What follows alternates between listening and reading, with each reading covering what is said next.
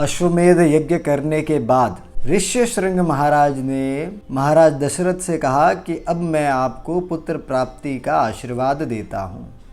तब महाराज दशरथ कहते हैं कि तो अब आप जल्दी से ही पुत्र काम के लिए जो यज्ञ है उसे आरंभ कीजिए। उसके बाद महाराज मुनिवर ऋष्यशृंग ध्यान में बैठते हैं और प्रसन्न चित्त हो जाते हैं और कहते हैं, महाराज मैं आपके लिए अथर्ववेद के मंत्रों से पुत्रेष्टि यज्ञ करूँगा और विधि द्वारा पुत्रेष्टि यज्ञ करने पर आपको अवश्य ही पुत्र की प्राप्ति होगी। तो वह जैसे कहा उसी प्रकार सभी तैयारियां की। मंडप बना, यज्ञ कुंड बना, को बुलाया गया, यज्ञ शुरू हुआ। देवताओं के लिए आहुतियाँ दी गई तो सभी देवता मिलकर उस आहुतियों को लेने के लिए वहाँ आए। इसी समय अदृश्य रूप से देवताओं ने ब्रह्मा जी की स्तुति की और ब्रह्मा जी प्रकट हुए। तब देवता ब्रह्मा जी से कहते हैं कि महाराज पृथ्वी लोक पर एक रावण नाम का निशाचर है, ब्रह्म राक्षस है, जो हमें त्रस्त कर रहा है। ना वो पृथ्वी पर किसी को अर्थात ब्राह्मणों को अथवा गाय को, स्त्रियों की रक्षा करता है, ना किसी को रक्षा करने देता है, अपितु उनका संहार करता है, उन्हें दूषित करता है। यही नहीं, वो तो गंधर्वों, यक्षों और देवताओं को भी नहीं छोड़ता है और यह सब केवल आपके ही वरदान के कारण हुआ है।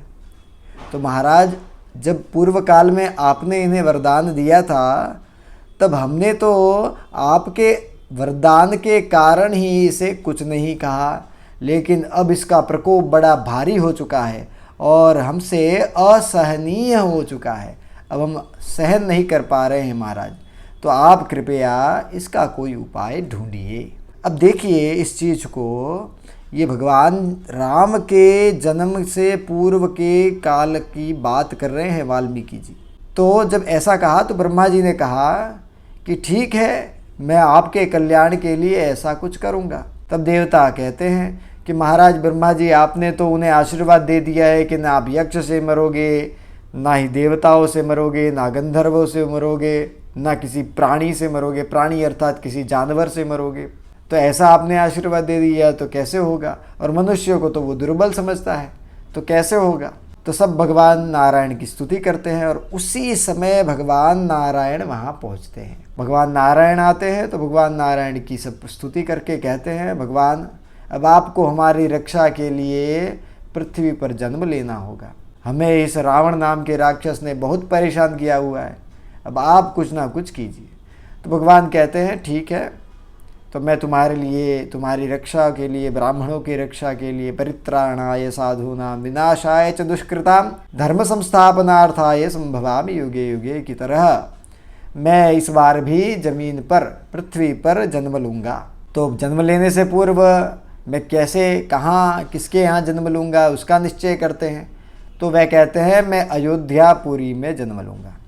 फिर कहते हैं मैं महाराज दशरथ के यहाँ जन्म लूँगा। इतना ही कहते हैं तो देवता कहते हैं महाराज ऐसा है कि ब्रह्मा जी ने ऐसा वरदान दे दिया है कि वह केवल जो रावण है वह साधारण मनुष्य द्वारा ही मारा जाएगा। तो भगवान विष्णु कहते हैं तो मुझे बताइए कि अब मुझे क्या करना चाहिए और कैसे मैं उसको मारूंगा, ये भी बता दो। क्योंकि भगवान को सब पता ही होता है, किंतु उनके भक्तों के लिए, भक्तों की प्रेरणा के लिए वो इस प्रकार कहते हैं महाराज कि महाराज आपको उससे युद्ध कर कर ही उसे मारना होगा, क्योंकि ब्रह्मा जी ने उन्हें कह दिया है कि कोई देव तो मार नहीं सकता, आप किसी अन्य रूप से उसे नहीं मार सकते हैं।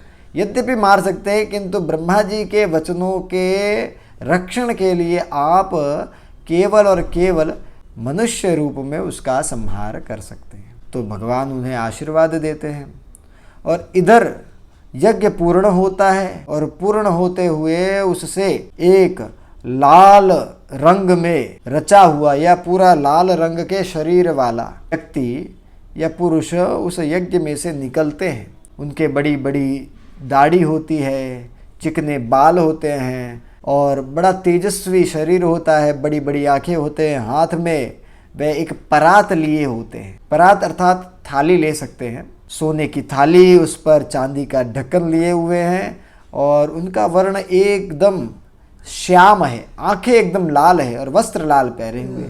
तो महाराज कहते हैं जब वो व्यक्ति, जब वो पुरुष वहाँ से निकले तो महाराज दशरथ कहते हैं आप कौन है?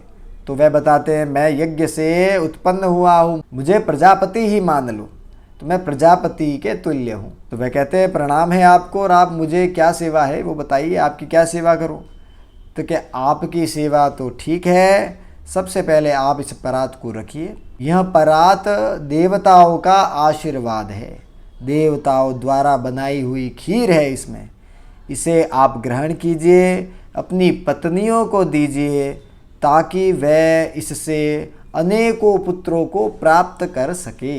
ऐसा ही होगा। यही एक बात है, जब देवताओं से भगवान विष्णु की चर्चा चल रही थी और ब्रह्मा जी से चल रही थी, तब उन्होंने ही कहा था कि विष्णु भगवान का ही स्वरूप 4 रूपों में विभक्त होकर जन्म लेगा। अर्थात जो भगवान दशरथ के 4 पुत्र हुए वो चारों विष्णु के ही स्वरूप थे। यद्यपि लक्ष्मण को ऐसा कहा गया कि लक्ष्मण जी शेषनाग के हैं, अवश्य ही है। और जिस प्रकार पांडवों के लिए भी कहा गया कि वे पांचों इंद्र के ही स्वरूप थे, किंतु व्यक्तिगत रूप से देखने पर एक अग्नि के, 2 अश्विनी कुमारों के, एक सूर्य के और एक इंद्र के थे। तो इसी प्रकार यहाँ भी भगवान नारायण ही 4 रूपों में विभक्त होकर जन्म लेंगे, ऐसा आशीर्वाद मिला। अब वहाँ प्रजापति पुरुष हाथ में परात लिए हुए थे, सोने की परात में खीर थी, दशरथ जी को देते हैं। दशरथ जी उन्हें ग्रहण करके उस यज्ञ पुरुष की परिक्रमा करके उनका यथाविधि पूजन करते हैं। पूजन करने के बाद वे अपने महल में जाते हैं। महल में जाकर रानियाँ बड़े उत्साहित मन से उनकी प्रतीक्षा कर रही होती है, उनके पास जाती है और तब दशरथ उन्हें खीर देते हैं। जो खीर होती है उस खीर का आधा भाग, जो पूरा 50% जो होता है वह तो माता कौशल्या को दिया जाता है। उसके बाद जो आधा बचा हुआ है, उस आधे बचे हुए खीर में से आधा सुमित्रा माँ को दिया जाता है और आधा कैकेयी माता को दिया जाता है। उसके बाद उनको मन में क्या आता है कि जो थोड़ा बहुत बचा हुआ होता है उस पात्र में, वो पुनः सुमित्रा जी को दे देते हैं। और इस प्रकार उनके गर्भ में तेजोमय सूर्य के प्रकाश की तरह गर्भ बढ़ने लगा। और इस प्रकार आज का वीडियो यहाँ खत्म होता है। आगे हमने बहुत सारे वीडियो बनाए हैं जो केवल ऑडियो में ही हैं, यहाँ आप देख सकते हैं इस प्रकार का सर्ग। इधर वर्ष पूरे होने पर यज्ञ संबंधी वीडियो है और आप देखेंगे अगले जो एपिसोड आएगा उसमें क्या होता है। अभी तक 15वां और 16वां सर्ग पूर्ण हुआ वाल्मीकि रामायण का। धन्यवाद, नमस्कार।